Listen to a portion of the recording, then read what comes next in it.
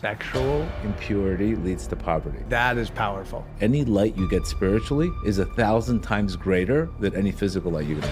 And not only is it greater, it stays with you. Whether an opposite light, you get the light, but then you get the crash afterwards, and it leaves you empty. And that would be that temporary hit of dopamine and instant gratification in the form of porn, social media, gambling, sex. So do you believe we came here and we have one soulmate, multiple soulmates? Rabbi Nachman says we have multiple soulmates. A lot of the drive today for men in Miami is sexually driven. I want to make money so I can get the girl. A lot of times men will chase a girl to use that girl to get external validation from other men and from social media, whatever it may be. It's like, look at what I was able to get. I know nothing at all. Welcome back to the Jeremy Awakens podcast. Today's guest is a man who I've wanted on the show for a few months. We finally tracked him down, and his voice and teachings have radically impacted thousands of lives, including mine. Gedale Fenster is a world-renowned spiritual teacher, Kabbalist, speaker, and entrepreneur who has devoted his life to helping people break free from fear, elevate their consciousness, and reconnect with the Creator.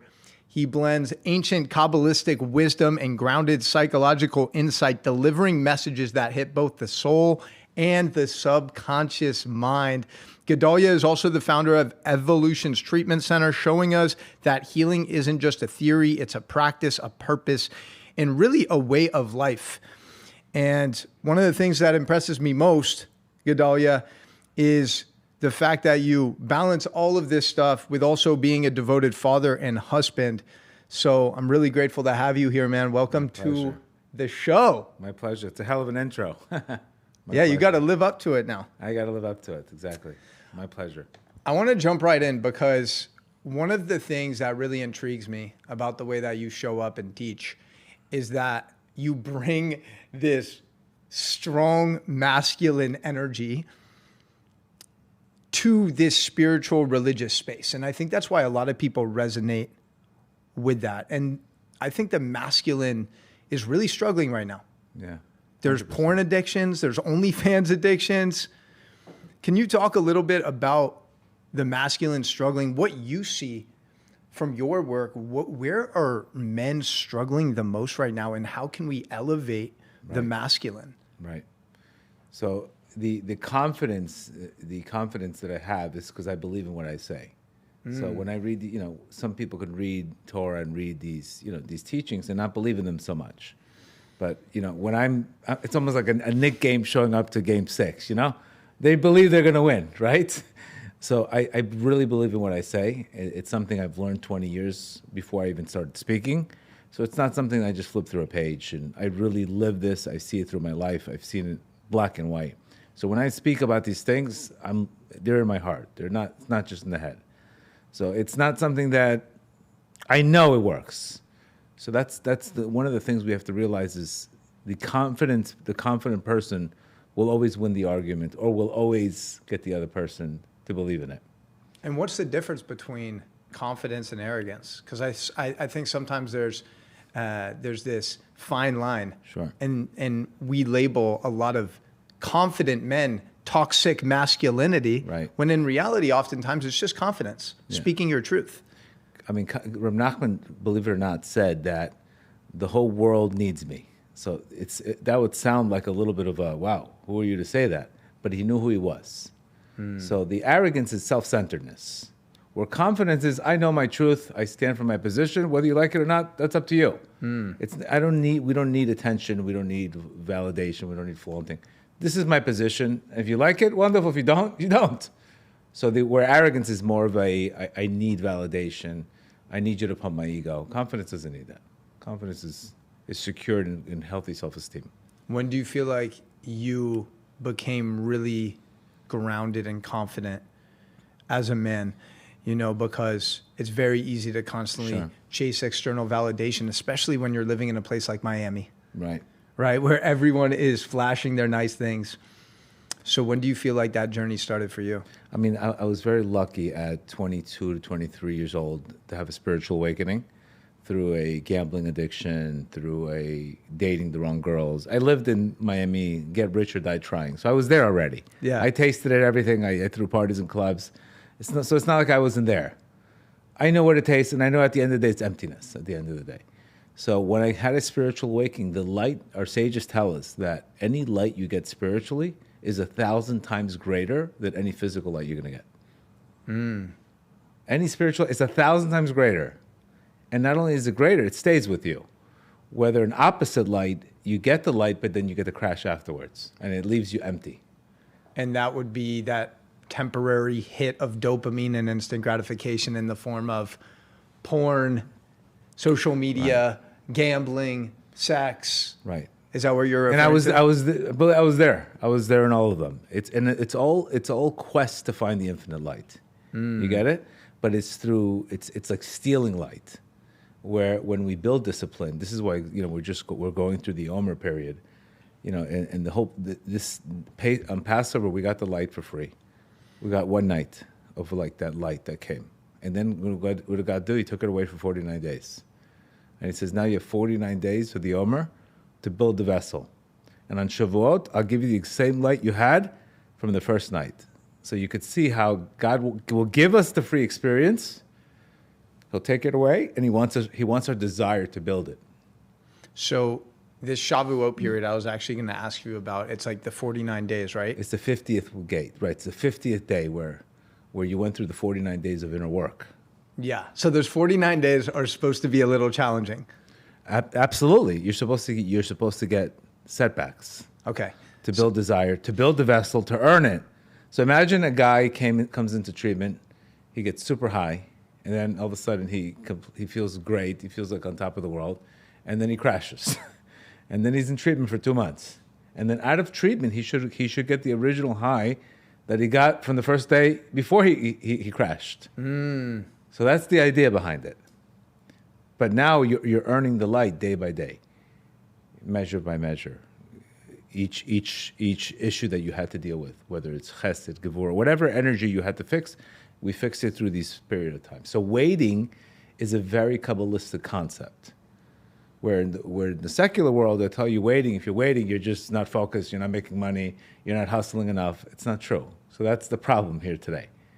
The problem is they don't, waiting is the keter. Waiting is preparation.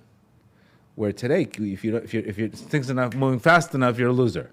It's so counterintuitive. Exactly, correct. It's very counterintuitive because, like you were saying, especially in this like hustle and grind culture, right? In a place like Miami, you spend a lot of time in New York and LA. I'm sure it's very similar energy there. It's this almost like this constant need that I need to be productive at every moment of every day, And what you're saying is like sometimes you just need a pause, right? Step back, and actually regain clarity with the vision, and move a little slower with patience. Yeah. That's not easy to learn. I feel like that's a really challenging skill to cultivate on your entrepreneurial journey. When was it that you started to actually put that into practice and have a lot of success and financial abundance? Did that take a while or was it pretty natural for you? Well, I've had many businesses, but the second business, my recovery business, the first year we did incredibly well. And then I hired a CEO, I hired a team, and then they did for 4 or 5 years. It was restructuring and rebuilding. My wife had to actually come in, fire 90% of the company, wow, break the vessel, and she actually helped rebuild the business to where it is today. So you could see a lot of the time was really, really rebuilding the vessel. Very similar to the Amazon story of breaking the vessel, fixing the vessel, breaking the vessel, fixing the vessel. What we don't want to do is have fear of getting going. So successful people, they spend time getting going, learning the lesson quickly, and fixing it right away. What are some things that we can do on a day-to-day basis to expand our vessel to put us in position that we're able to receive all of the abundance? Because I also feel like in my personal life, there's been times where I'm like, I should be further along. I should be receiving more right now. Right. And then later on, I discovered in hindsight, I was like, I wasn't ready. I didn't have the vessel or capacity to hold all of that. Right. So what can we do on a consistent basis to actually build up that vessel? Right. The best way to build up a vessel is obviously operating from a higher consciousness. Higher consciousness means living with trust, believing that everything's happening for you, attracting things in your life, not chasing things in your life. Working on your traumas. Really working on your. It's very hard. For example, people have major trauma to get to a higher consciousness. Because even if they do receive the wealth or shafa, they'll realize that it's not going to last. So they'll sabotage it. So you do a lot of the inner work, I see. It's very, very important to clear the traumas and to clear any area where you feel unworthy of receiving. That's what I would start first. I would start clearing. I would start getting to faith first. Because without faith, you can't get to trust. Trust is where magic happens. There's a great line I think I put today on Instagram from the Rambam, that he says, we have trees without fruits, but you can never have a fruit without a tree. So first is clearing the trauma, I would say. Clearing the traumas, working on whatever you can on clearing the whether it's breakups where you've lost your self-esteem or failures in business, really, really renaming that, reframing those. Because if you believe your creator doesn't love you, it's even if you receive, you're going to feel like it's not going to last, and you'll blow it. Also, I'm curious to know for you in your journey, like what are some of those traumas, micro traumas that happened, those emotional wounds that you had to heal to really elevate your consciousness? Because for me, I working with a lot of people, and you see a lot of really dark shit. Yeah. You see people, sexual abuse, Yeah. Stuff with their parents, tragic illnesses that they had to overcome. For me, I didn't really have any significant, massive traumas, but there were these little moments that shifted my subconscious in some type of way and changed my belief system and had me operating from fear rather than trust. And most recently, I was just in Costa Rica and I sat with ayahuasca 4 times. And during that experience, I literally experienced myself purging some of these negative emotions I'd been holding on to, resentment towards certain people. Right. And it felt so good to just remove that from my nervous system, because I wasn't even aware at how long I was holding on to these little resentments. But you do it long enough and it creates these blockages. So for you in your journey, like what were some of those areas that you had to heal internally? Right. So some of these things we're actually getting from our parents. So we're getting stuff even from the womb. We're getting we're picking up energies and trauma from our parents. So I would say the first one is obviously my parents being divorced at 8, coming to America on a plane by myself with my sister, like a Pablo Escobar mission. Wow. That kind of crazy, first trauma. And then I was very lucky. I was working with my uncles.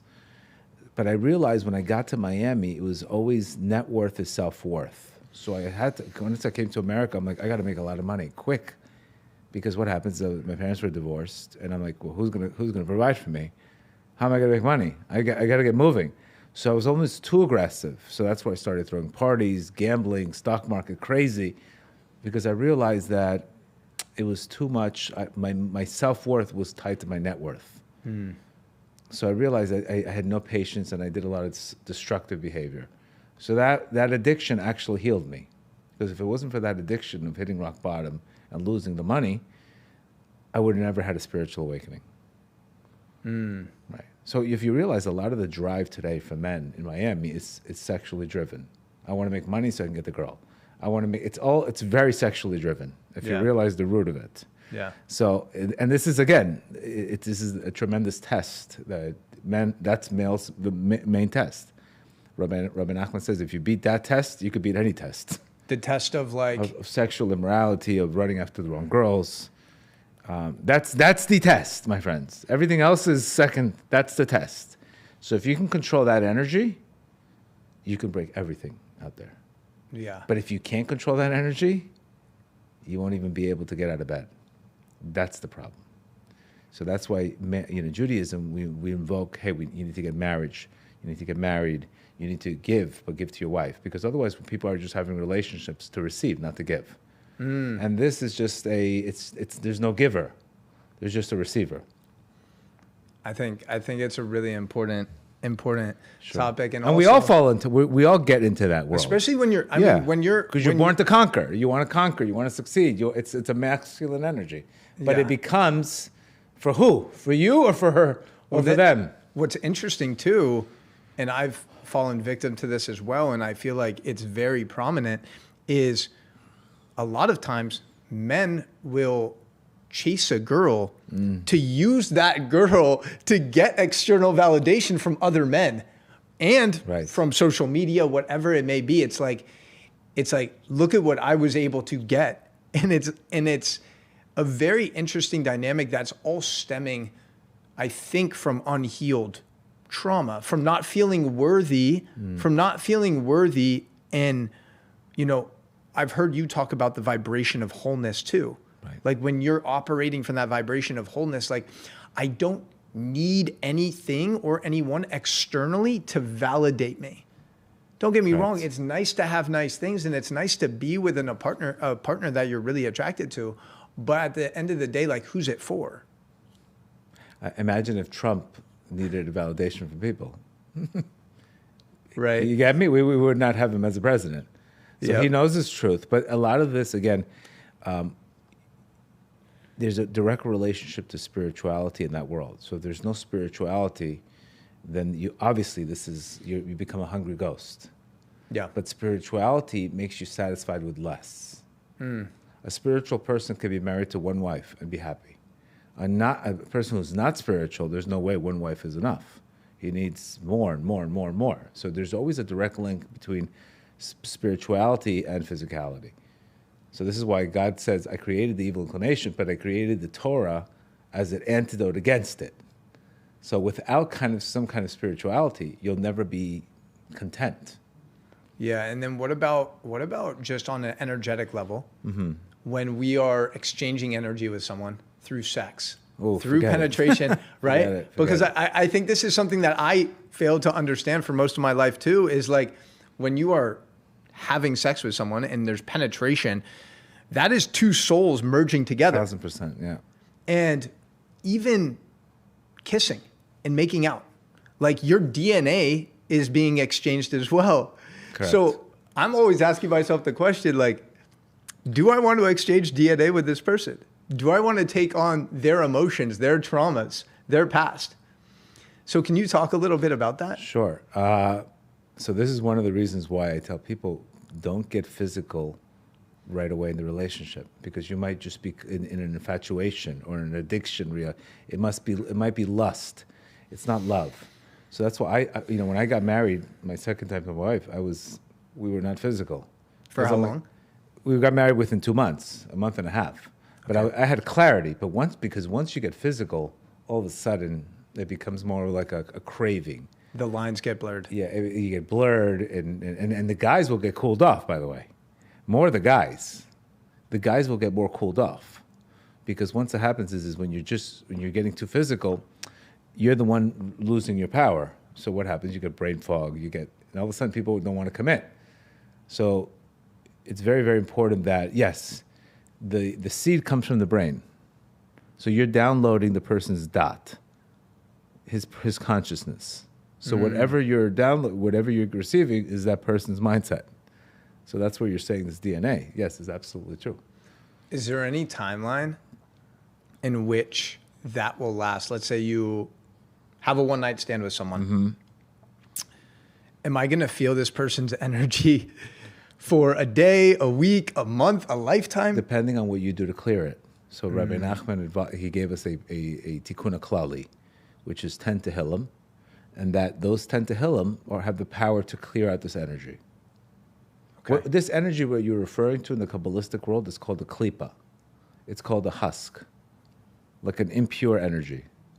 Sometimes men go to the beach or the men go to the mikvah because what happens, air cannot live within water.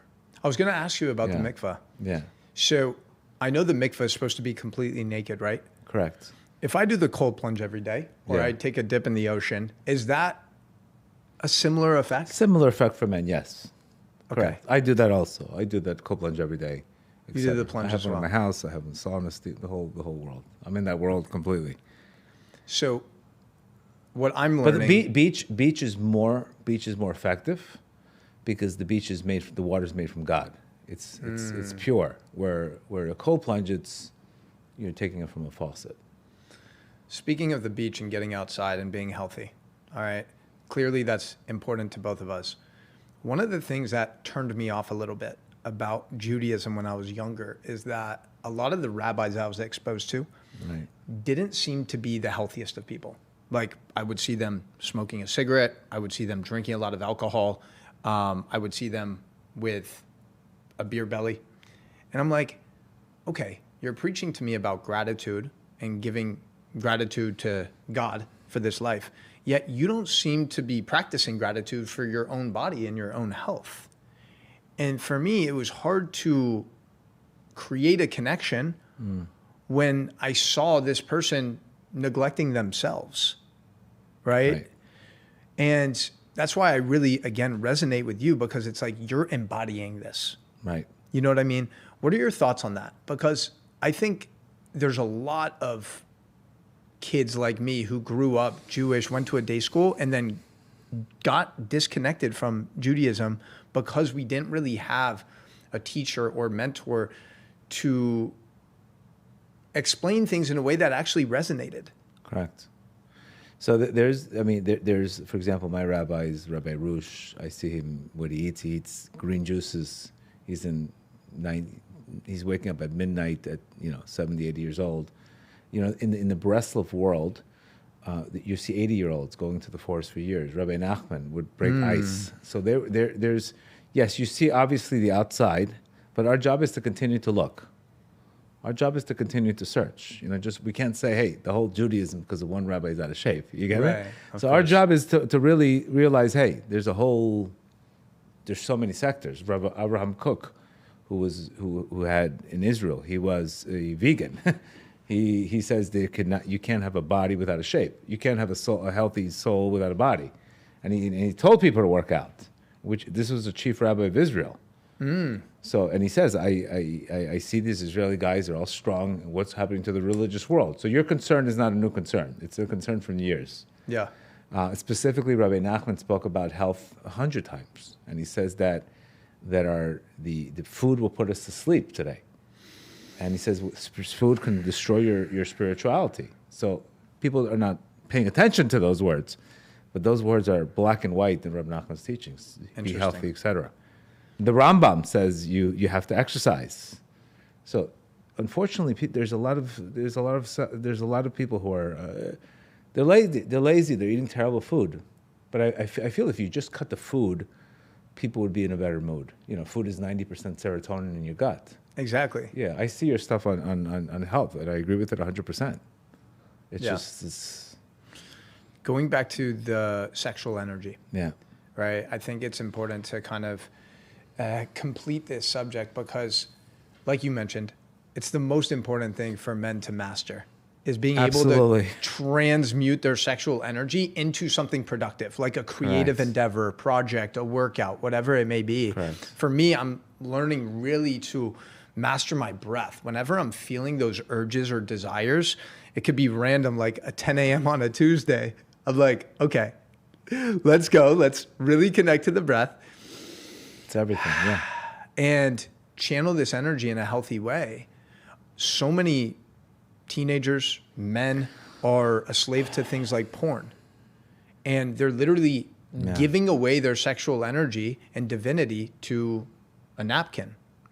And they're watching strangers have sex on a screen. It's crazy, yeah.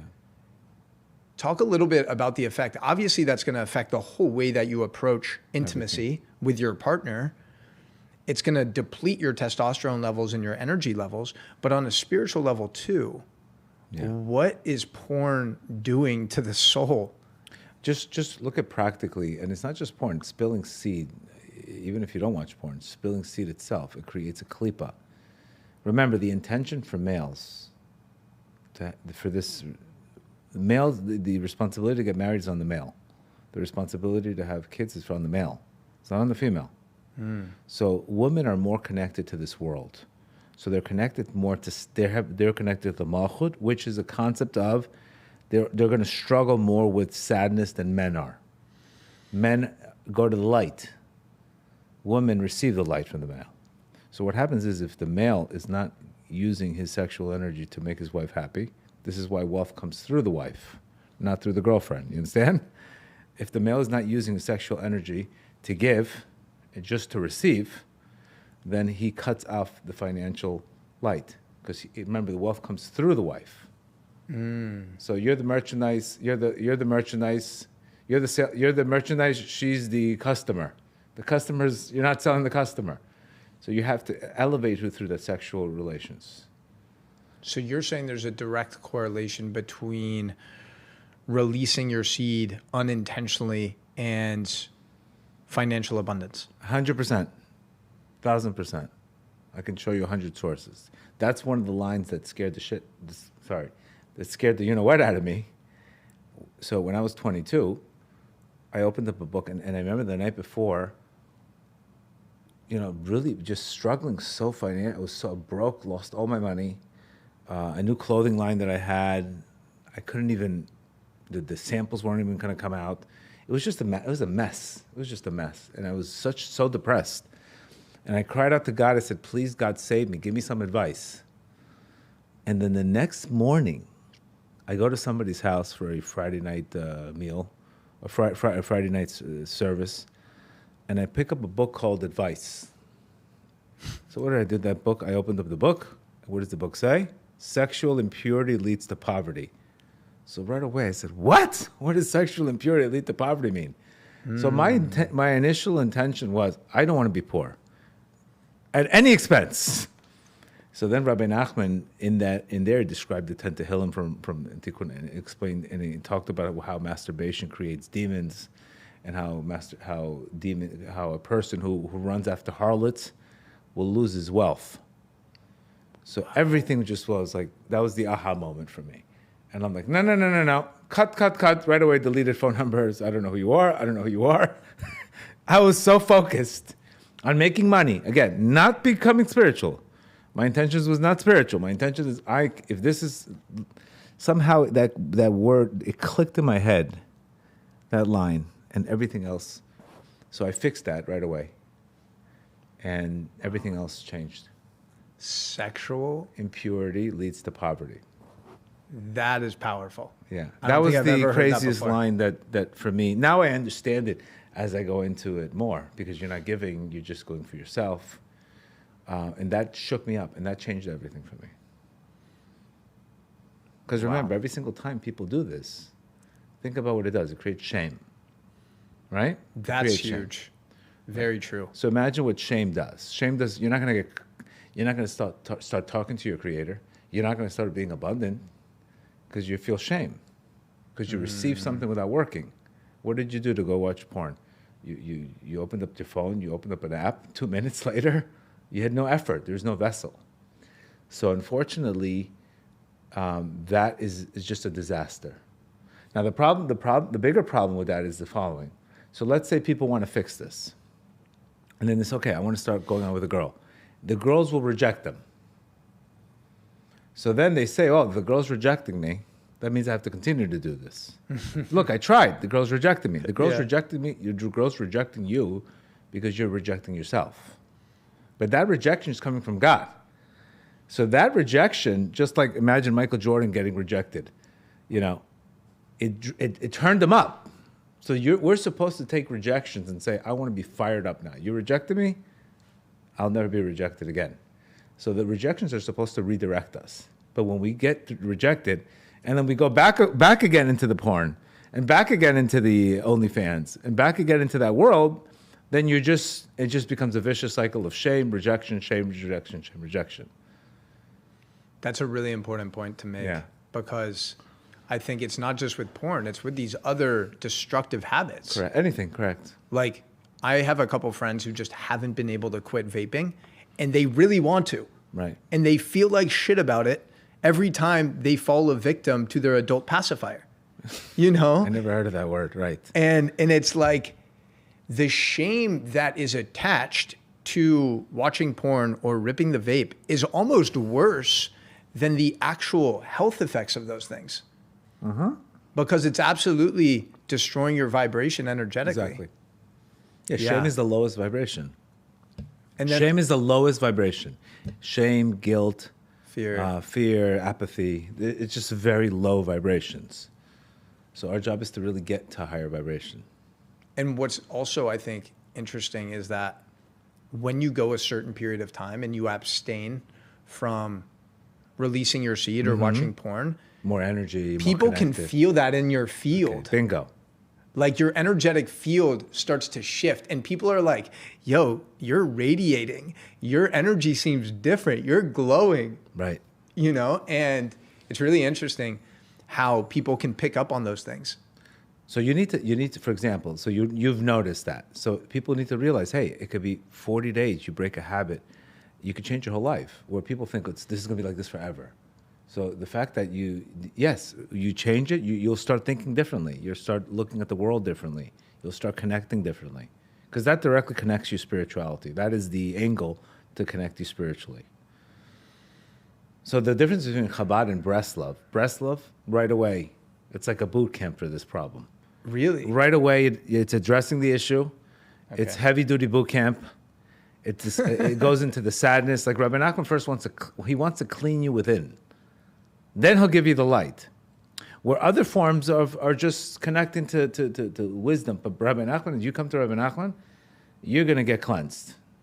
He has to cleanse you before he blesses you. His teachings. So you will get cleansed. Many people go to Uman or they'll go to places and they'll right away they'll get all these tests and all this darkness. But this is the greatest cleansing to eventually build the vessel to have light throughout. Do they have Breslev centers in a similar way that they have Chabad all over the world? Not as much. It's not like Chabad. No, because Chabad gets you in the door. Yeah. Chabad gets you in the door. They do the outreach, you know? Yeah. Breslov is a lot of inner work. Dealing with the darkest demons, dealing with the darkness. It's a different world. It's more for the passionate person. And how similar is Breslev to Kabbalah? Like, are they very interchangeable? It's a lot. Most of it is Kabbalah. Okay. Yeah, most of it is Kabbalah. It's all Kabbalah. But when we're talking about Kabbalah in this conversation, we're talking about is the Yesod, which is the bridge between the blessing of Malchut, the vessel of Malchut, and everything. So all the blessings gather at Yesod, gather at the sexual energy, and then they get transferred.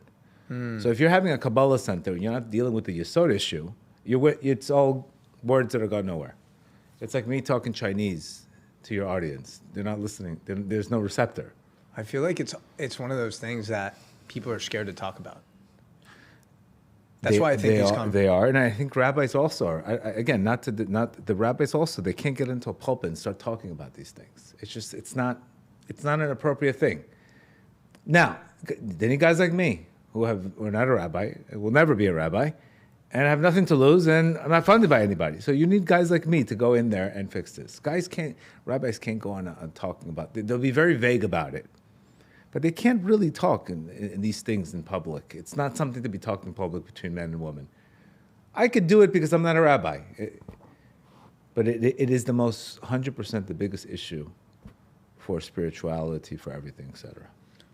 Let's say addictions, everything. You ask a person why he relapsed, went out with this girl, etc. It's always something in that area of sexuality. Of my opinion, owning a treatment center. Okay, and I own one. So you can tell me what you want to say. I own one. We have hundreds of patients. And do they come in with all sorts of addictions? Everything. But they never deal with the underlying sexual addictions. Every gambling addict has a sexual issue. Dealing with a gambling addiction without the sexual issue is a problem. Because remember, the sexual issue is very connected to sadness. The same name as a Satan's wife. Her name is Lilith. She's a Satan's wife. It's the same name as the word Yelala. So what does Yelala mean? Sadness. So sadness, and the first thing a person gets sad, he loses money, the first thing he's going to go, I need to go get a girl. That's the first place his head will go. Very rarely will his head go anywhere else, but I need to fix it here. This is the way I need to escape. So And it's just the way it's specifically the Satan's wife. She knows how to knock you out. She knocks you out with this issue, with sadness and sexual immorality. And that's so tough too, because without even recognizing it, it's really hurting the feminine. Because it's hurting the feminine. We're using correct. the feminine as basically like an outlet to get our validation in a very temporary way. Correct. Rather than actually like you're getting validated by the moon instead of becoming the sun. That's the problem. You're the sun, and you're getting you're waiting for a moon to validate you. Yeah. When you're supposed to be giving the light to the moon and getting it automatically back. That's another thing that I think I definitely heard you mention at some point was like men are like the sun. We have a 24-hour cycle. Like our hormones, our energy, our emotions are pretty much the same every single day on a consistent basis. Women, however, are in sync with the moon. They have a 28-day cycle. So they have these 4 different phases: the follicular phase, the luteal phase, ovulation, and menstruation. And during these different times of the month, their energy and emotions are like a roller coaster. Absolutely. But our society likes to pretend like men and women are equal, like they're the same. And it's like, no, we're so different. And if we can actually appreciate the flow of the feminine and the moon, I feel like it'll just force us to be much better men and like become the light, like you mentioned. Right. But remember, it requires a lot of self-confidence, self-discipline. And at the end of the day, you will receive from your creator, though. We don't want to receive from other people. We want to receive from our creator. As long as your creator sees that you're a conduit, you're a vessel to be a giver, he'll give you all the light you want because you're handling the right things. But let's say a guy who's really, really struggling and struggling sexual immorality says, give me money. That would just be the biggest curse in the world. Because all money does is makes you more of who you are. It's an amplifier. That's all it is. Just like alcohol, same thing. Just makes you more who you are. Are you ready to feel limitless in 2025? I'm talking limitless physically, mentally, emotionally, spiritually, sexually, financially. This is your sign to try out microdosing for 30 days. We have a very special opportunity for podcast listeners. You can get started for only $222. This includes the medicine being shipped to you, the highest quality, fair trade, organic, sustainably sourced microdoses in the world at your doorstep. And you also get access to live group coaching calls with me, our private community. This is your sign to take ownership of your life in 2025. If you're ready, hit the link in the description, and I can't wait to see you on the inside. Do you think that's true with alcohol? Alcohol, if a little bit, our sages say this is why it expands your consciousness very little. Right. But more of it makes you angry. Well, yeah, because it's impacting the liver, which is responsible for anger too. Correct. Exactly. So, yeah. Specifically wine. Wine opens up secrets. Wine opens up, similar to anything, it just kills the ego at that time. It opens you up. So let's say someone who is particularly more introverted, they have a few glasses of wine and she just becomes like way more open, and she's like becoming more, what's the best way to say this? Not aggressive, but like desires you. But like before, she's like very introverted with no alcohol. Is this her being more of herself and actually expressing the part of herself that she was suppressing? Or is the alcohol doing something different?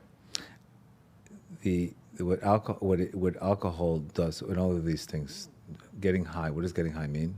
It gets you to a higher consciousness. What does high mean? It kills the ego. So just like, music, what does music do? It kills the ego. Music is a painkiller. So when we hear music, we loosen up, don't we? I think it depends the music. Of course. There's some gedale days. No, you're right. Gedale, that's so positive. toxic. 1,000%. Yeah. Positive music right. loosens you up. Correct.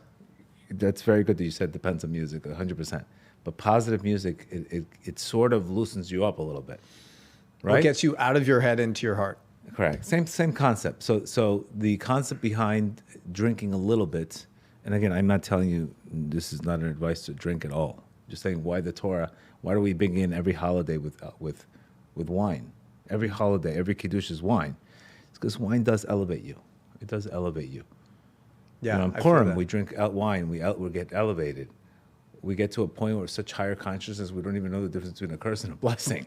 Yeah. It's because there is times where there is this moment of where alcohol can lift you if you have the vessel to a much higher consciousness. So otherwise, it would have forbidden it. But if you're an angry person, all the alcohol will do is make you angrier. Yeah. There's this whole thing too of toxic masculinity. I'm curious to know your perspective on this because, you know, I spend a lot of time with a lot of great men. Mm-hmm. And in my opinion, I think a majority of men actually have big hearts and kind souls, but we have so much fucking trauma. That we're not even conscious of. We've suppressed so many feelings and emotions over the years, and all of that suppression has led to all of these blockages. Yeah. And, you know, I truly haven't met that many toxic men. Of course they exist. There's toxic women too, right? There's toxic behaviors in general. What are some things that men can do, you feel like, that will allow them to kind of clear some of these blockages? Like, let's say a 23, 24-year-old kid comes to you, which I'm sure happens all the time. He's like, yo, Gedale, man, I've been listening to you every morning, man, and I still just tug one out every day. Like, I'm still a slave to my sexual urges. Like, what is one actionable step that we can take? Right. So first of all, you have to believe that the way our Creator introduced himself, he says, I'm the one who took you out of Egypt from the house of slavery. So he didn't say, I created you. That means I gave you this problem. I gave you this addiction, and I'm the one that can take it out for you. So he's forcing us to have a relationship with him. So many people underestimate how much God wants to help them, and they're not even asking for help. That's the first thing. Second thing is you have to realize that how much God loves you, and there's nobody else that's enslaving you, but believing that anybody else is enslaving you is the biggest exile. So you have to believe that this can be beat. And there's a reason why you went through it. You also have to believe that darkness is given to you when you can handle it. So darkness is not just randomly coming to you at 35 years old, 25 years old. This is a time where you can handle it. This is a time where it could be fixed. It's not like all of a sudden you did something wrong and the darkness came. This is a time where this thing has to be fixed. And like I've said before, if you the main concept in life is one thing. Anytime there's a desire, the reason why something is not being broken is because there's not enough desire to break it. If you can't fix something, is you don't know how bad it is. That's the problem. So when you told me I'm going to become poor when I have sexual morality, I said, no. See you later. That was it. Yeah. There was nothing to talk about. Of course, we have my podcast that can help you with dealing with the cognitive behavioral issues of why you think everything's bad and why you're getting depressed all the time, why you think everything's a problem. Well, meanwhile, it could be an opportunity. And there's also tools like the Tikkun HaKlali that we give to people, the 10 Tehillim by Rabbi Nachman. And there's other tools there's plenty of tools to beat these addictions. Yeah. We wouldn't be given something we couldn't beat. It's not the way God operates. And obviously the goal at the end has to be to get married. The goal has to be, hey, I need to have kids. I need to get married. I'm not supposed to be just hanging out and supposed to be giving and procreating and et cetera, and making families, et cetera. This is big, right? Like, and I guess there's probably very few people that can actually speak upon this better than you, being in the industry that you're in. Right.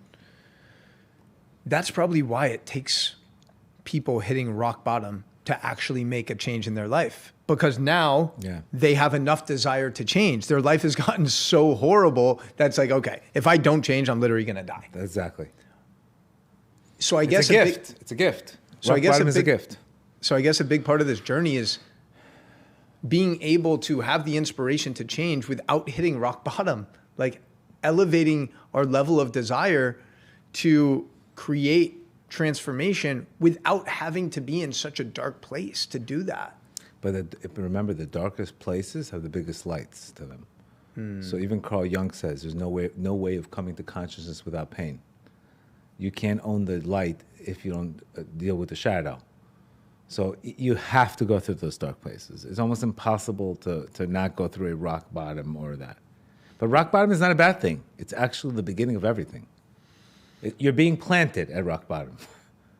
You're not being broken. You're being planted. Now, when you're rock bottom, your ego is completely diminished.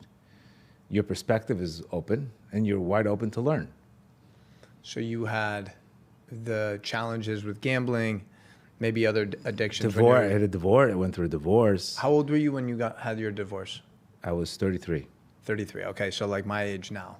Yeah. 33. How long were you guys married? That's 33 years old is usually a year of complete renewal. It's like a reborn. That was one of my toughest years. That's the beginning of my complete re-beginning of my life. 33. Where were you at 33? Can you like walk us through that? So at that time I remember my business got regulated.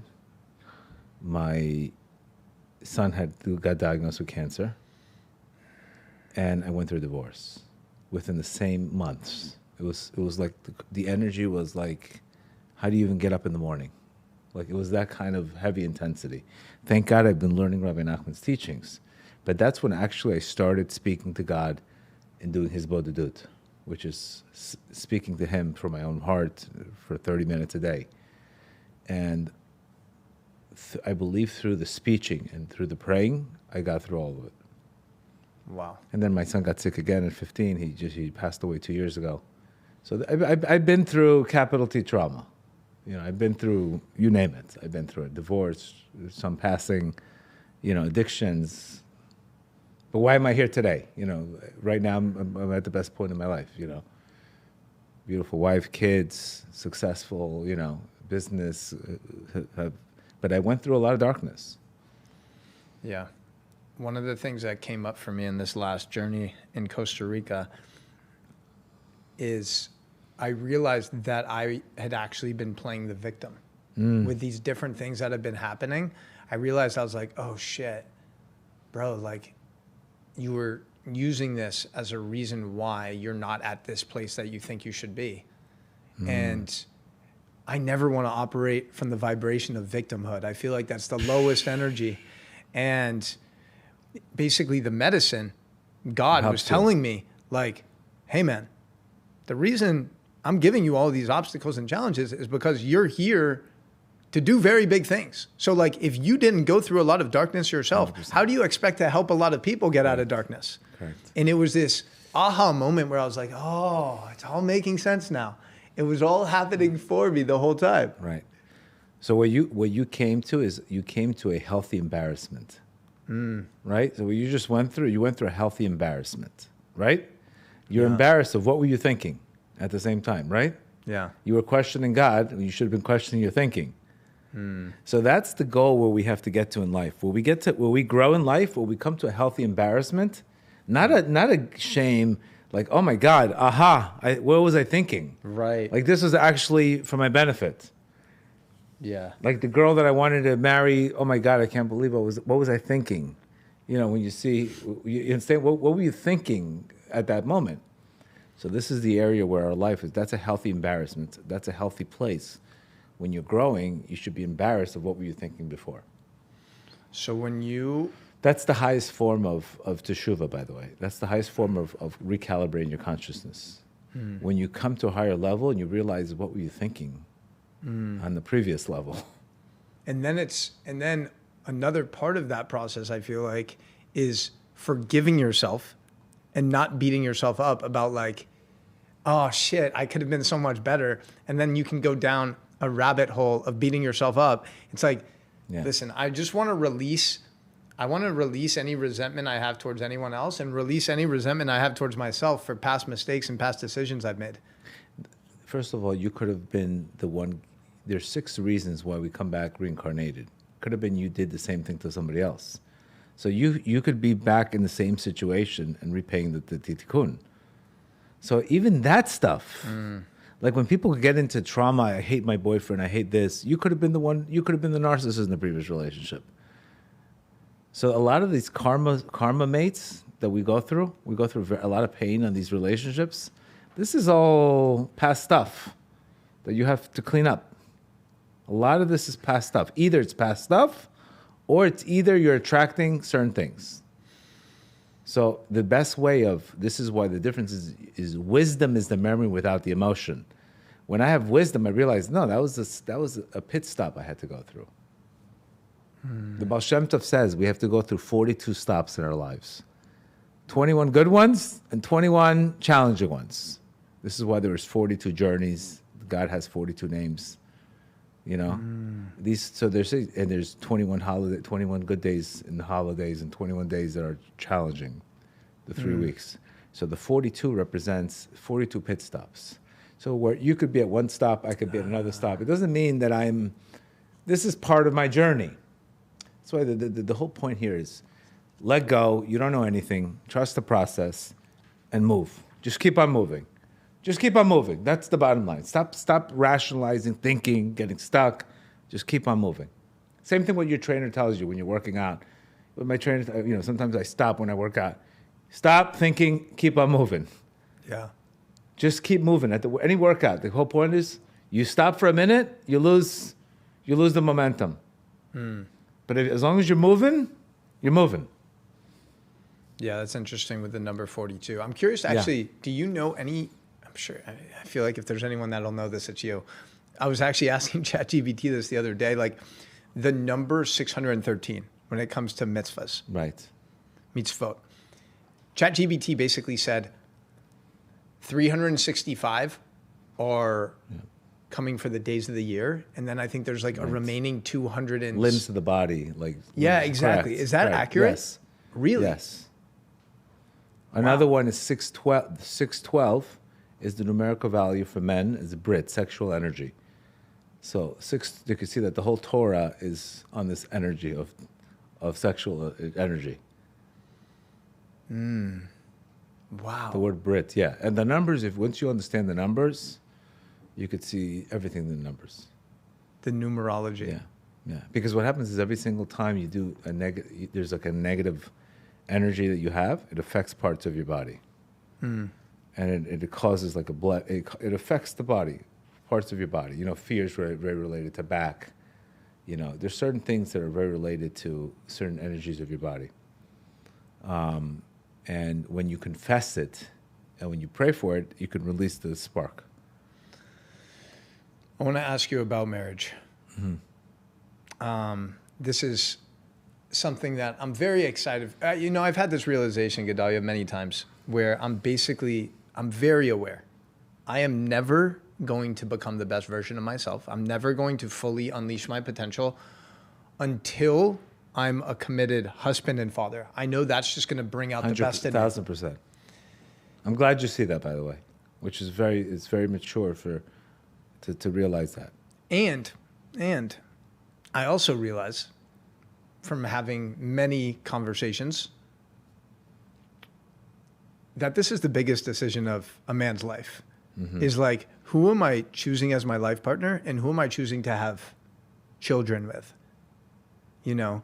And of course, I'm sure you look back at your first marriage and you're grateful for all the lessons you learned and everything that... In the second marriage, I'm still learning lessons. Of course. My wife just wrote a book on marriage, believe it or not. Yeah, I saw you guys posting about that. So right. I guess... And that didn't come through I-95 cruise control lane. That came from this. How long have you and your second wife been married? 14 years. 14 years? Yes. Okay. Wow. And what was the gap between your divorce and your second wife? Very short. Okay. Yeah, 2-3 months. Okay. And I think that's actually pretty normal, standard. Like, I realize that the work, you see, you could be too careful looking for the one. At the end of the day, Rabbi Rush has an incredible statement. You could marry the best person and have the worst marriage, or you can marry the worst person and have the best marriage. So it's really how you act in the marriage. Like you're in the preseason. You get me? Once you're in the marriage, that's the work begins. So even, yes, you want to marry somebody who's humble, kind, and has good attributes. But what do you think? They stay the same? When's the last time you ask a married couple, have you stayed the same? Everybody changes. You're going to change. They're going to change. So we don't want to be too sure that waiting for the perfect one. Right. Because they're going to change. Everybody's going to change. But change is an interesting thing too, right? Because you can't really force someone to change. No. It has to come from a desire within. Correct. But I guess that change, you want to make sure like the change is aligned. It's like we're both evolving spiritually every day. You know, because if you continue to evolve and your partner is staying stagnant spiritually, there's going to be a massive disconnect. It's never going to work. But sometimes that's exactly what happens. So it forces remember the concept of setback. Setbacks are in order to build bigger vessels. Okay? Setbacks are not bad. Setbacks are actually teaching you that you have a good desire. You understand? Like, for example, we watch sports, setbacks. You know, how many franchises are built on setbacks? You understand? So we have to re-look at setbacks. And I changed a lot of that. I looked at setbacks, again, can't believe I'm going through this. No, more desire. So the more spiritual one has to change the approach on how to lift the one that's not spiritual. Maybe they're trying to force it to the other person. But shouldn't those conversations be had Absolutely before getting married? Like, hey, we want to take a calculated risk. We want to make sure Right. we have to be on the same book. We may not have to be on the same page. There's, for example, for me, Niddah, kosher, and Shabbat was non-negotiable for me. So those three things had to happen for me. So there has to be some kind of structure. What were those three? For me, Niddah, keeping Niddah. Is that the Having relations half the month. Got it. It's around. I would love for you to talk about that. That's Sure. like the week of the period, and then like 5 days. Five, after. correct, exactly. Okay. Which is so important, and the numbers are that those marriages are work off much better. Really? Yeah, because we'll talk about it. And Shabbat is something that I've always kept, and kosher home and etc. So those are things that I required. So you do have to have some kind of, everybody's living on their own world, their own level. But the more you work on keeping the foundation of the home, the easier that works out, I think. Okay.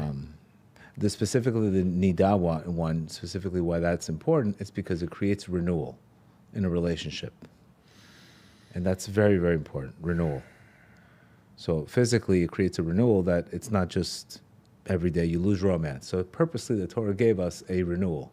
Can you talk a little bit about it? Because most of my audience isn't Sure, even isn't Jewish. Jewish. Okay, so what Judaism does is it has like a period of, let's say, 12 days where a woman is not allowed to have relations with her husband in her period, and 5 days after. 7 clean days and 5 days after. And then they're re-permitted to reconnect. A lot of this was due to the curse of Eve, because Eve wanted to become hyper-independent. So because she wanted to become hyper-dependent, she became disconnected, and going to the mikvah is a way to reconnect her to her man. It's a way to humble up. You wanted to become disconnected, measure for measure. Now you're going to go into a mikvah and humble up. You're going to need him. You're going to have to depend on him. That was one of the curses. She was too in her masculine energy. She wanted to become just like God. She wanted to become hyper-independent. Exactly that. So And that was her those, curse. During those 12 days of no sexual intercourse, is there physical touch, like touching, hugging? Like, do you guys sleep in the same bed? People have, the more religious people don't sleep in the same bed. No. Do it you? has to be. I don't sleep in the same bed. No. Okay. No. I'm more careful of that because that's a very masculine energy spiritually. It's a very important, and again, I learned Rabbi Nachman how important that energy is. So no, I don't sleep in the same bed. Do you plan your travel around those 12 days? Actually, we do. Yes. That's amazing. Yeah, I do that. Yeah, because again, that's the foundation. Now, this is exactly why. And remember, Kabbalistically, astrologically, that area, that energy is connected to Mars. It's connected to blood. So Mars either could be bringing a very, very destructive energy or the opposite. God has his name, Yud Hey, Ish, Isha. Ish is a woman, Isha is a woman, and Ish is a male. So when you have the Yud Hey, each one has a Yud Hey. When you have the Yud Hey, God's in the relationship. When you don't have the Yud Hey, what do you have? Esh, fire.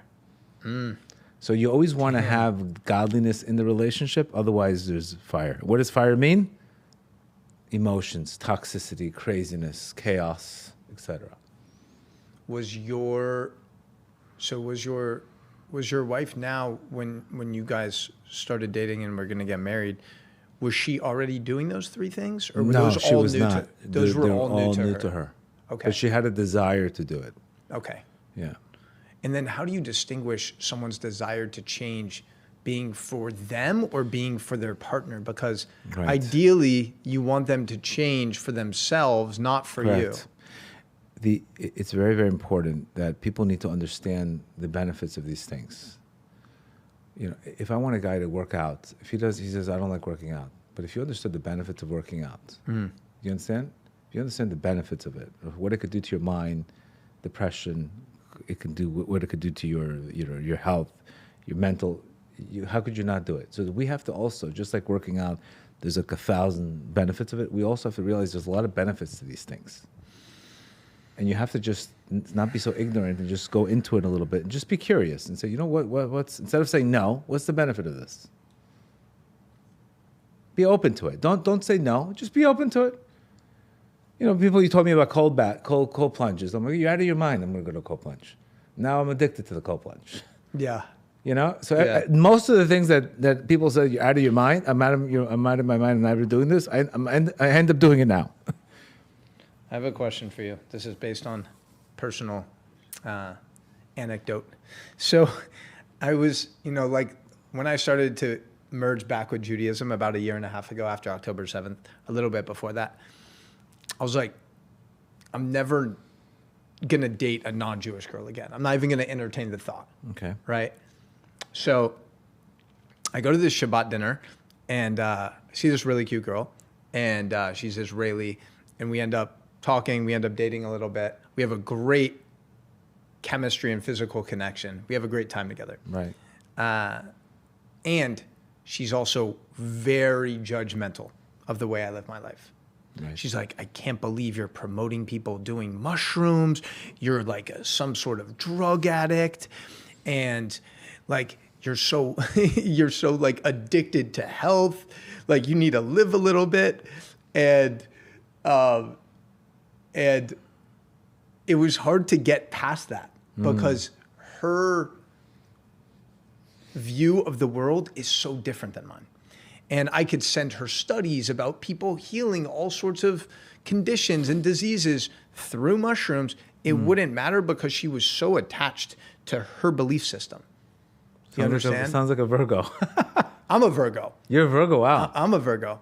And I don't even know what sign she is. Okay. That's probably a bad thing. But to be honest, like I actually, my intuition told me that she'd actually be an amazing wife and mom. Like she's a very cute, sweet girl. And like, I can tell she would show up in a good way for that. But that's like a huge disconnect for me. I remember I was going to take a trip with her. Her work was flying her to like Washington, D.C. for like 6 days. And she wanted me to go there. And I was like, okay, does the hotel have a nice gym? She's like, what do you mean? I'm like, well, if I'm going to be there a week, like I want to be getting in my workouts every day. She's like, oh my God, like it's just 6 days. It doesn't matter that much. I'm like, so you're not going to work out at all when we're there? I was like, not even a little like yoga or Pilates or something? She's like, no, I didn't pack anything. I'm like, okay, I don't think it's going to work. Like that was the right. blaring sign like, okay, I'm not going to go on this trip. So coach me through this. Yes, I have to coach you through that. God made a helper opposite of you. So maybe you do need to tone it down a little bit on some of these things. Okay. Understand? I toned it down a lot. Me too. Like, oh my God, where's the hotel? Okay, it's okay. You can rest for 3 days. Not everything's because once you're gonna have a family and kids, you're not going to be able to do everything you want to do. So a good wife, it feels like she's negative, but all she's doing is contracting the energy. Because the energy right now, it's too much light. But that's not sustainable with wife and kids to do what you want all day long. You got me? She's going to bring you down to reality. So that's actually what you needed a little bit. Where another guy you need to slow down because you have a lot of light. You got it? You need to slow down a little bit. But another guy has no light. So he needs a girl like you to push him up. Right. So we actually need the contraction. Like my wife hates working out. And I'm like, you got to work out. She hates it. Or she does it. No, she doesn't. Really? She'd rather eat well than etc. But so there's a lot of contraction. And you have to realize that it's not your way is not the only way. But that would And you have also to be more flexible. I also feel like Of course, there's certain values you have to have. She has to be healthy. She has to, but you're not, very rarely you're going to get everything. yeah. Yeah. So that's a contraction. So it looks like, but it's, you're saying, Yeah. But Because I see but her how do you sometimes. grow? How do you grow unless you break your nature? Yeah.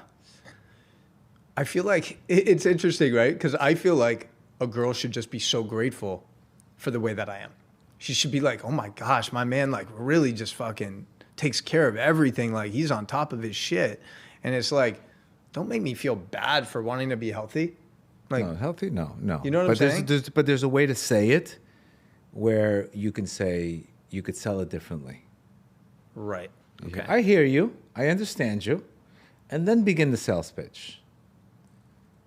Where, no. We don't say no to the customer. I hear you. Yeah. Calm them down. Get the emotions out. And then you'll see she'll end up working out with you. If you play it right. You get me? Well, it's But when we go into the defense mechanisms, no, this is not for me, etc. yeah. That's the ego. Protection. I feel like I was relatively like calm and grounded during the whole. For me, it's also like thinking about, okay, well, if this isn't that important to you, when we have kids, when we have kids, right? Like there's actual studies that show your child is going to be much more healthy if they are around a mother who is also healthy, who's eating healthy foods, who's going for walks, moving her body, who's happy, because the child is a sponge. They're taking on whatever their environment is. And if their mom is sad and, Right. drinking soda and never working out, that child is much more likely to be obese and unhealthy. So that's what was going on in my your mind head. too. I was Right. like, okay, well, how would this potentially play out? And I'm not someone that likes to at this point, I'm not trying to force anyone to do anything. I'm like, But listen, you also have to be open that there's going to be a contraction of light. yeah, And the contraction of light, like a setback, is not bad. It's to manage the light. It's to manage the light, which is ultimately what you need. That's why a wife manages the light, where it's not too much. so You could say, hey, I'm a social person. I need to have 30 people over my house every Friday night. Yeah. Wait, you're an antisocial? You're antisocial? No, there's a time for that, and there's a time not to that. yeah, Otherwise, you'll have no relationship with her. children.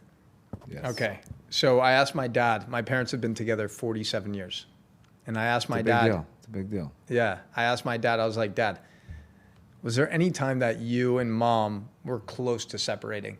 And he told me basically the closest was after they gave birth to their first child, and my dad felt like all of my mom's attention and love went towards my brother, and he kind of just felt like, yo, what about me? What about me? What about me?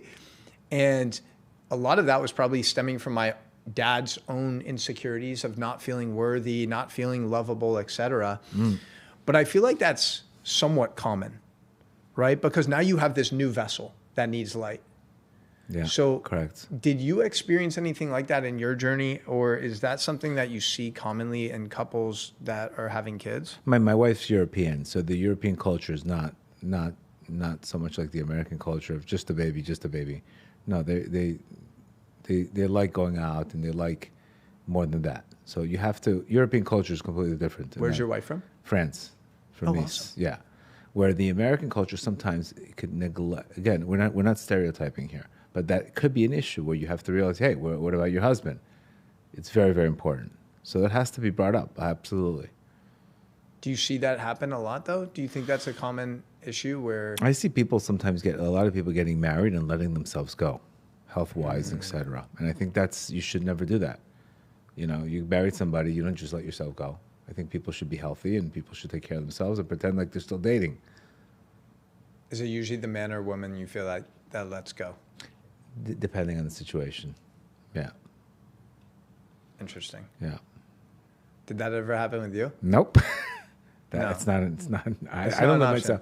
No, you can't. That's one of my things. I like staying fresh and etc. Yeah. And how do you, I'm curious, like, how many kids do you have? 4. Okay. So you're a successful guy. All right. You have some resources. How do you balance providing your children with an amazing life of opportunity and possibility without infusing them with a sense of entitlement? Right. So me and my wife both came from nothing. So we have that program of work ethic. You're going to work for it, etc. We have that already in the system, that nothing's for free. So we both came from nothing. So we know that nobody's getting spoiled here. So what are some things that you do like on a daily basis? Because I'm sure you see it all the time with like your friends and people in your community, like their kid is getting bar mitzvahed and they drop a couple $100,000 on the party, Right. Or the kid turns 15 and a half and gets their driver's permit and they get like a souped up Range Rover that cost 80 grand. Yeah. And I mean, I think it's an issue. It's a problem. I think it's a problem. Yeah. And again, we're always concerned where the kid receives too much light is no vessel. Yeah. So that's the bread of shame. That's the bread of shame, correct. And it can be sustained. So we're always careful. Of course, we take care of our kids, but it's on a positive reward based, etc. Good grades, higher scores. They get more toys. They put in their time. Do they get an allowance or no? We're pretty open with them, but they have to earn it. Yeah. Sometimes we're a little, obviously vacations, the rules are off. Yeah, But there's definitely a time for that. They're probably pretty enlightened kids. They're good kids, thank God. Do they play sports? Yes, basketball. Where do they play? No, they're JCC? 7. They're 7 and 6. My younger ones. They go to JCC and have a... No, I have a court in my house. Oh, yeah? Yeah, I have a coach cool. coming into my house. Homeschool. Oh, sick. Yeah. This idea We that brought the school to the house. this idea that we choose our parents, our souls choose our parents. For me, I guess I don't fully grasp the idea. And I also know a lot of people get triggered by that idea. It's like, wait, my soul chose to have 2 abusive parents who are degenerates? What are you talking about? Can you explain this concept? There's a Gemara that Rashi says, I believe Rosh Hashanah, that we were shown everything that was going to happen to us in this world, and we agreed to the mission. Doesn't mean we chose the guys out of a hit list. It means you were shown everything that you were going to go through, and you still agreed to come here. So life is like a gym membership with no cancellation policy. So you chose this. The whole point of this is to give us encouragement that I got this. I chose this. I can handle it. It's not to get us to despair and not to blame the messenger. Not to blame the messenger. And then again, we're always concerned that you could have been the parent in the past lifetime, that this could have been part of your soul rectification. So when things don't make sense, that's the time to go into faith. When things don't make sense, when your rational mind, your limited rational mind, which is finite, is questioning the infinite, you need to close your mind and open up your heart and realizing there's so much bigger picture going on. There's so much of a bigger picture happening in the world that you can't comprehend. One of my favorite sayings in my life is, I know nothing. I say this all the time. I know nothing at all. Because our sages tell us that the highest level of knowledge is to realize one knows nothing at all. So I say this all the time. It's one of my favorite words. Ma hayenu. What do I know? It's so funny. I was literally going to ask you if you have a favorite mantra that That's you it. say to yourself when you're going through challenging times. I know nothing at all. That means our sages told us already that the essence of knowledge is to realize one knows nothing at all. So you're just labeling things based on how you see the world. You know nothing, period. Ma, the word ma in Hebrew What? is a numerical value. It's my license plate, by the way. The word ma. In Hebrew? It's my license plate. The name that God uses to create miracles is ma. It's the name of 45. Okay. So 45, if you look at, I'm going to give you a incredible Kabbalistic, when Eve came in, 45 is also the numerical value of the name Adam. Adam is 45.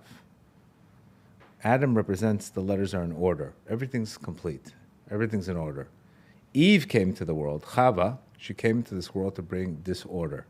I want to be hyper-independent, listening to the steak. She came in and brought everything chaotic. Eve represents the ego. Her numerical value is 19. 19 is disorder. COVID-19. 19 is the name of chaos. Wow. Yeah. So she came in and said, I want to rule. She said those words, Ani yimloch, I want to rule. I will rule. She came and brought the consciousness, I want to control. I don't want to control. I don't want my creator to be in control. I want to control. So what happens? If you take the word 45 minus 19 is what? 26. 26. That's God. So she came in and she edged God out. Wow. So anytime that we're in chaos in our lives, it's because we took the 26 out. We're in Eve mode. We're in control mode. We're in fear mode. We're in chaos mode. So I say, Ma. I'm going back to Ma. I'm going to nothing, to surrender. So what does surrender do? It's the opposite of control. It restores chaos. So the word Ma means what? What do I know? So when you're in a situation, you have to say, the essence of knowledge is to realize one knows nothing at all. Wow. Are there any other crazy numerology things like that you can quickly share? There's tons. Like, what are There's some tons. big ones? Because what you just explained. Yeah, that's one of my favorites. That's from the Arizal. Yeah. That's just it puts order. It puts chaos back into order. It puts things back into order. 26. 26 is God's name. So what did Eve wanted to do? She wanted to control. She said the word, I will control. So this is, by the way, the fact that you're so into like the GMOs and the health thing, every single time man gets involved and screws up nature, it creates sickness. It creates sickness, whether it's the oils, whether it's the Glyphosate. the glyphosates, whether it's everything that man gets involved. Even things, honestly, like tobacco. Anything that man gets involved, Yeah. because of greed, because of order, they take away from God's order. This is why we're not allowed to mix seeds. You're not allowed to mix seeds, GMOs in the Torah. Like, I don't even understand, between you and me, how 99% of the things are kosher while they make you sick. But they're kosher for you. You get me? This system to me, but I stay in my lane. Do you understand? Yeah. Do you think there's... Do you think I stay in my lane completely. But all of this stuff is causing disorder in your life. Your stomach is in disorder. It doesn't know how to digest things. So everything, if you look at all healing, is going back to the earth, eating whole foods. Well, I love that approach, and I'm finding right now I'm kind of in this weird period where I'm like figuring out like where, like, I know what makes me unique, right?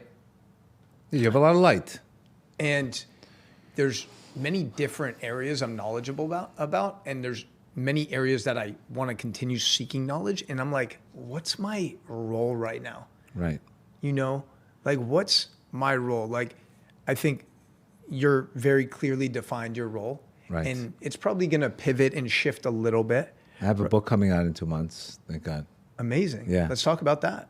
Yeah, it's exciting. I'm very excited about the book. It's basically 365 meditations.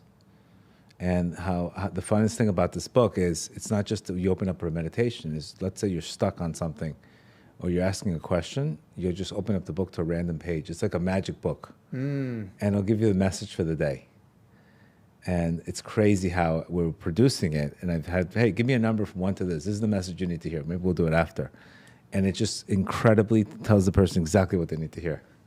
Wow. So I'm very excited about that book. Is it designed to like read in order from front to back? It's designed to, you have 5 minutes you want to learn for 5 minutes. It's to learn. It's for the person that wants to learn for 5 minutes and they want to get powerful stuff and change their mood. So you It'll pretty be much, perfect for the crowd of this world today. do you pretty much, the short attention The short spans? attention span. Cool. It doesn't have the head to go into heavy details. Do you pretty much just say, pick a number 1 to 365? I'll do it with you. I'll do it with you. But Do you have a copy of it? I have it in my phone. I have a copy of it. Okay. Yeah. Are you going to do the audio version? I don't know yet. Yeah, it would be cool. I mean, Yeah. that would be cool just because This is we're gonna call it. The book is called I Surrender, but it's gonna be like a magic book to hold by you, and to meditate on something for today. What do you got to go through today? And the lessons are like 365 powerful lessons, but short. I'll show you a sample afterwards. I think that's nice. I Yeah. think that's something I would gain For value Jewish, non-Jewish, anybody. For anybody. What's something that It's a lot of my quotes, but more developed. A lot of the quotes I put on Instagram, but more in depth. I think Gedale, you bring like almost like a Pat Riley passionate coach energy to spirituality and Judaism. It's the only way. What else do you have? Yeah. But think about it. What else do you have? Yeah. What else do you have? You really how else are you going to be positive in life? Think about it. You're going to listen to what else do you have to be positive? There's no other way. Yeah. Otherwise, you just get sunk in the mud. Yeah. Well, that's another thing. I think a lot of people have woken up the last 5 years with the whole pandemic For sure. and realized like, oh, wow, the government doesn't necessarily have my best interest in mind. The mainstream media isn't actually telling me the truth, So it's really forced people to actually awaken their souls and do this inner work. The Ivy League schools are not what we thought it were. Oh my God. Everything got turned upside down. Yeah. Everything turned upside down. Everything got exposed. We're going through a collective awakening. I think. Absolutely. But it's teaching us to go deeper inside. Because all The of this outside stuff, world that you were depending on, the Harvard and the this, look at it, the biggest anti-Semitism, etc. But it teaches you go within. Go within. when it comes down to the root cause and you look at all of the people behind this, whether it's like Fauci or whether it's the president of Harvard who is basically justifying all of the anti-Semitism on campus, or all the other dark stuff that's happening, George Soros, it's like all of these people have massive unhealed trauma and they're using their power to inflict pain. And if we actually got down to the root cause, it's like, oh, wow, that's just a little boy who needs some love. 1,000%. Right? I just read a book on the Kabbalah of shame, that most people are like this, exactly. They have unhealed, unprocessed trauma, unprocessed shame, and they're using it like the cops with a chip on his shoulder. You get me? Yeah. He's trying to bully, he's trying to show power as of being a cop when he got bullied when he was a kid. Most of the situations in life came from this unprocessed, exactly what you said, as the little boy who got unprocessed trauma. What about, we didn't really touch on this, but like talking about the masculine feminine conversation and how many women right now are operating from their masculine energy. Yeah. And I recently was with my friend like a couple weeks ago. She was asking me to help her with something with her business. And her business is more successful than my business. And she's never satisfied. Like, she's just constantly grinding. And like, I took a step back and I was like, I feel like this energy is coming from a place of just proving other people wrong. Correct. And it's not actually coming from a place of like love and abundance and service. And I think a lot of women are operating from that vibration of trying to be independent And they're operating from like this feminist movement that was telling them like, yo, you don't need a man. You got all of this by yourself. Look what they're listening to. Yeah. But look, so that what is their evil inclination? What is their struggle? Their struggle is validation and honor. So that's where they're living from. So what happens if they got, they had a toxic masculine father, or they never got love? They're very competitive, but sometimes the competition is very good to get you into business, but it's terrible in relationships, because all of a sudden you show up to a relationship very critical, criticism, competitive with the guy, and you don't know how to receive. So no good guy is going to come up, and so when you think you're going to get a good guy who wants to give to you, you know how to receive, he's not going to go for you. He's going to go for a girl who wants to receive. So you're going to get little boys, you're going to get toxic guys. But if you're not in your receiving energy, the right guy is not going to come up to you and give to you. What can women do to open themselves up to receiving more from the masculine? Using their mouth properly. 10 measures of speech came to a woman, to the world. A woman took 9 of them. Are you grateful when somebody gives you something? Is it enough? Be more grateful. Acknowledge the gift. Use your mouth to lift people, not to break people. Send kind words to them. Being nurturing, surrendering. I always say there's 3 rings. There's the wedding ring, there's the engagement ring, and there's the suffering. Or there could be the engagement ring, wedding ring, and the surrendering. Knowing how to surrender. Letting him lead. Letting him give to you. Letting him provide. Being nurturing. Kindness, etc. Not this critical criticism, who's right. This is exactly what happened with Eve. I think especially, I've noticed this being in Miami and South Florida, is, man, I've realized what a turn on it is for a woman to be grateful. It's incredible, yeah. Like, I've taken multiple women out, in the last couple years, call it. Just that, exactly. Be grateful. Correct. And like a super nice dinner, drop $400 or $500, whatever. Which is every dinner now, yeah. And no thank you after, bro. That's crazy, yeah. And for me, I'm like, yo, I was raised with a lot of manners. Like, I thank everyone for everything, even the smallest of gestures, right? And there's this sense of entitlement with a lot of people in South Florida, especially women, because if you're an attractive woman in Miami, you literally get offered everything. You can go on a yacht Tuesday night. You can go to a Drake concert and be VIP Wednesday. Then you know what I'm saying? It gets to their head. It gets to their head. Exactly. They don't have a vessel. Exactly. And I've noticed, and I'm curious to know your thoughts on this. I've noticed that it's oftentimes the most attractive women who are actually the most insecure, because so much of their worth and validation comes from their physical body, rather than actually expanding their vessel and like really connecting with their soul. Correct. Because they've been judging the guys too much, judging this guy doesn't make enough, loser, etc. Judging too much, coming from a place of judgment instead of coming out understanding. So yes, that is something they need to work on. And Miami is just a what can I get? What can I get? It's very, like that transactional energy. It's a transactional energy. And remember, our whole purpose of this world is to change our vessel from receiving to giving. So how does a woman give? By receiving gracefully, by being grateful, by receiving gracefully. So a woman can actually give to others by receiving gracefully. And that goes for compliments too. Absolutely. There's a lot of women, and you'll give them a compliment and they like get really awkward and uncomfortable. It's like, no, you actually really have a beautiful smile. Just allow yourself to receive that. Allow yourself to receive, yeah. Allow yourself to receive. And in that receiving, you're actually giving, because she's giving by receiving. Yeah. It makes you feel good that the fact that you were able to, give her a compliment. Yeah. You can give.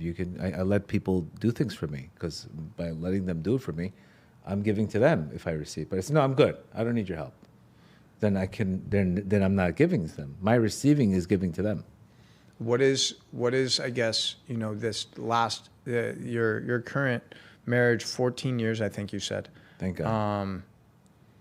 Yeah, and obviously there's been ups, there's been downs, there's been challenges and obstacles. what would you say is the biggest lesson that you've learned from your wife? Biggest lesson I've learned from my wife. Actually, she just wrote a book. Marriage, a class I forgot We'll to link it teach. in the show notes, by the way. Marriage, the class I forgot to teach. It's a great book, really, really. She's great at organization and diagnosing things. She's also possibly going to come. She's going to come with a matchmaking coaching service, which is perfect. She ran a treatment center, etc.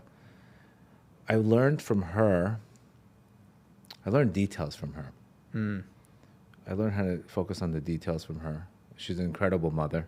I learned how to become a better father from her. And she did help me break my walls. I had many walls of limitations, and she did help me break them. What were those limitations? Whether it be still writing the book, taking the podcast to the next level. So she did help me. That means really soulmates are there to break your walls. So do you believe we came here and we have one soulmate, multiple soulmates? Rabbi Nachman says we have multiple soulmates, and you can get the spark. Let's say you married somebody who's not your soulmate, but if you work together well in the relationship, that person will get the spark of the original soulmate. You're never down and out, bottom line. You're never down and out. You're never down and out. Okay. But people need to understand that changing your nature is giving. So, like, for example, you had the girl you were dating. And no, God wants you to break your nature also. Should I? I think I'm going to message her right now. And what you were thinking, but this is, by the way, this is exactly what you needed. Yeah. You need somebody to slow you down. You get it? You're too much. You have too much light, which is again excellent. But what God wants out of you is a family and kids, and you need to slow down in that area, and other things will open up for you. You get me? I just messaged her. Yeah. Other things will open up for you. Yeah. It doesn't mean that but other avenues would open up for you that you would never even thought would be open, because you thought that this is the only light, etc. Yeah. So actually, you could see sometimes we think it's no good. It's actually perfect. Yeah, sometimes you could chill out a little bit. But what you were saying about your wife, I feel like is so important in the fact that, obviously I don't know anything about your guys' dynamic or anything, but the fact that she actually challenges and pushes you In areas that I like you're having resistance towards writing this book or taking your podcast to the next level. Correct. And like she sees your vision even more clearly than you do. And therefore she's pushing you to be a better version of yourself and lean through that discomfort. That is absolutely incredible. Right. Like that is a beautiful skill to have in a partner. Like, because there could be, on the contrary, you're with someone and she sees what you're doing. She sees you speaking on stages. She sees you having success with your podcast. And she's like getting triggered and insecure by your success because she's like, oh, like there's a lot of pretty women at his talks or workshops. And I've experienced that energy as well, and it sucks because it's like, no, I just want to keep going, like keep lighting my fire. So like, I'm even more inspired to do this work. And it sounds like that's what she does for you. Yeah, I mean, she pushes me to constantly pushing me.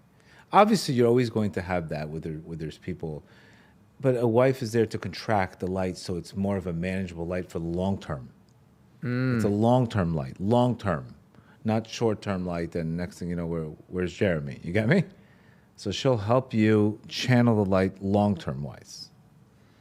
Is there anything that we haven't spoken about? I want to respect your time because we've probably been going for like 90 minutes or so. Yeah. I don't even know. I don't know. We spoke about a lot. Yeah, we spoke about a lot. You feel good about the conversation? Absolutely. That was fun, right? Yeah, it was fun. I think it's exactly what the audience needed to hear. Yeah. This morning I have a very crazy morning ritual. Well, I wake up at 4 o'clock and do my crazy cold plunge and my whole spiritual. And this morning I woke up so late. I went into class. I didn't even prepare for a class.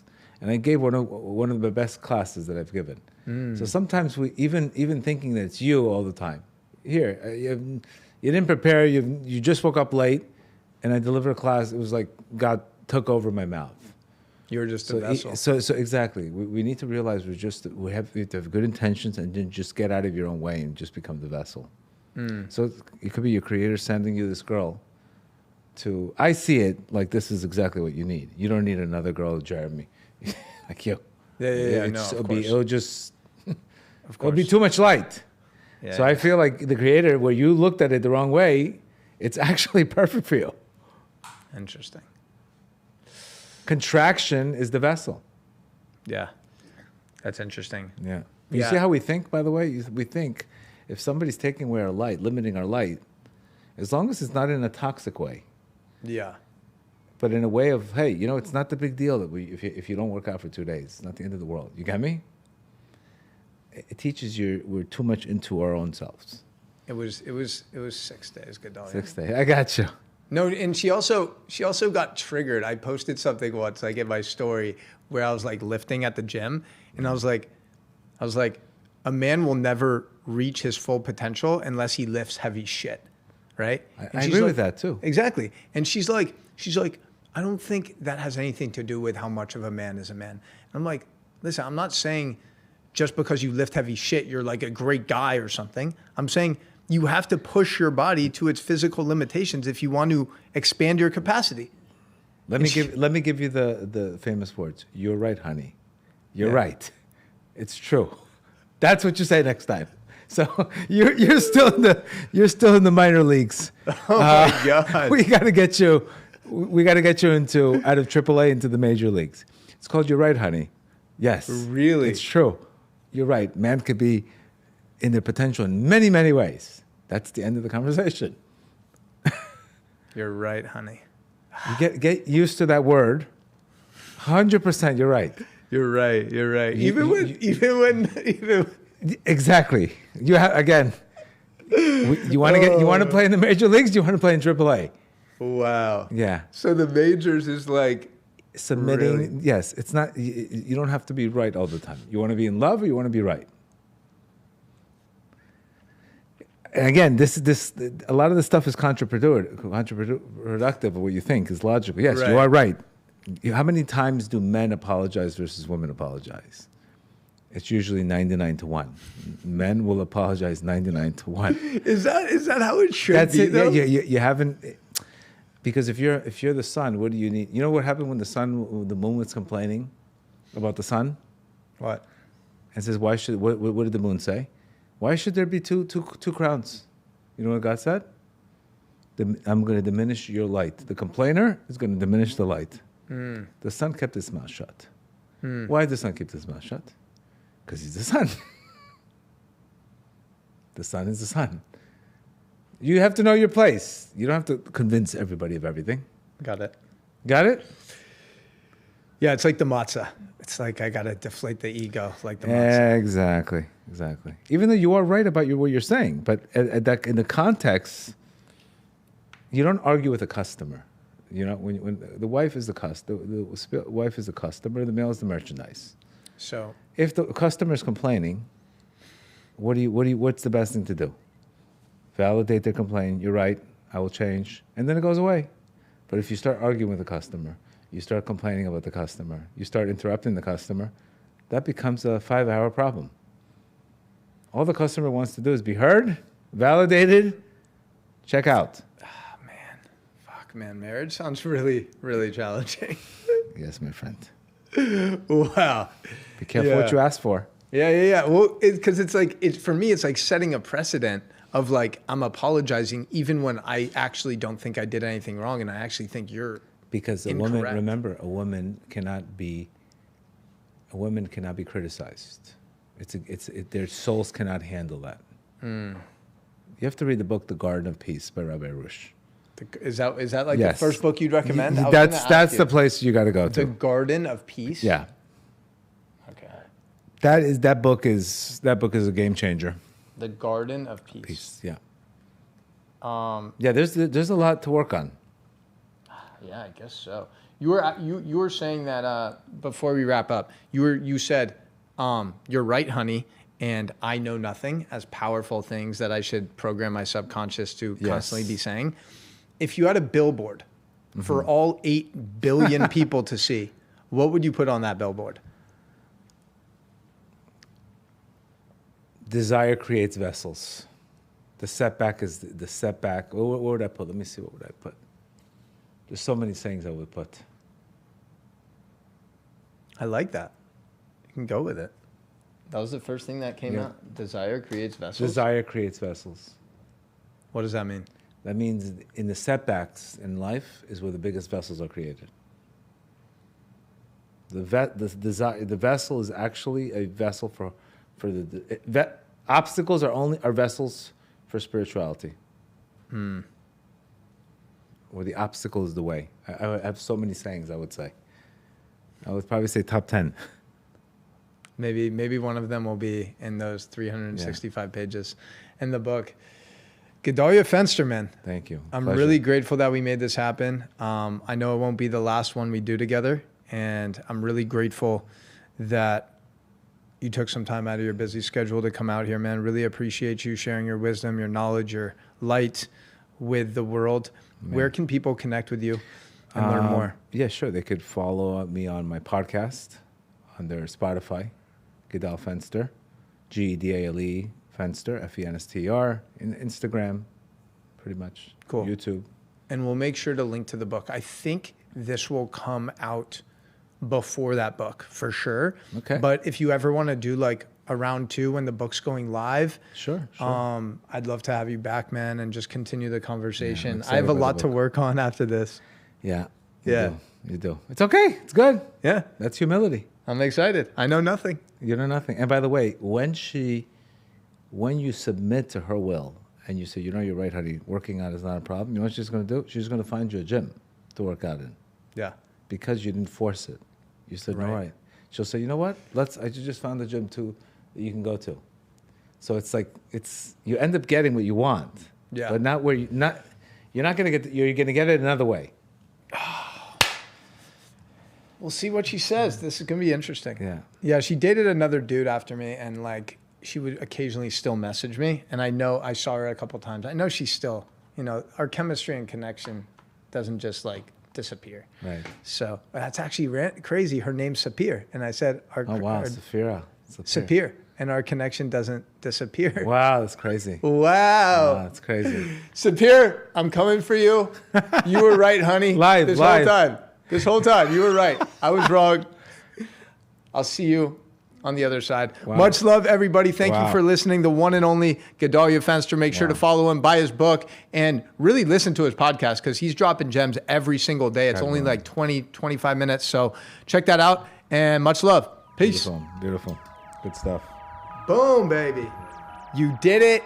You made it to the end of the show. Thank you so much for your time, your energy, your support in listening to this podcast. And really, my mission here is to deliver the best conversations, the best people, so you can continue elevating and becoming the best version of yourself.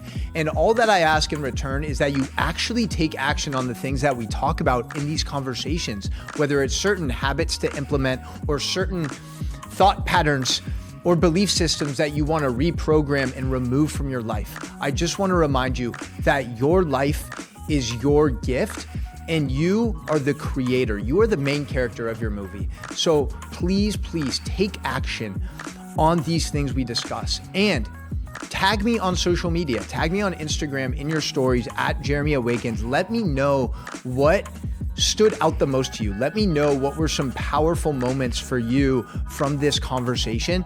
And finally, if you haven't already done so, it would mean the world if you left a review for the podcast. Word of mouth is our oxygen. This is what allows us to reach more people and impact more lives. Thank you so much, and I can't wait to see you next time.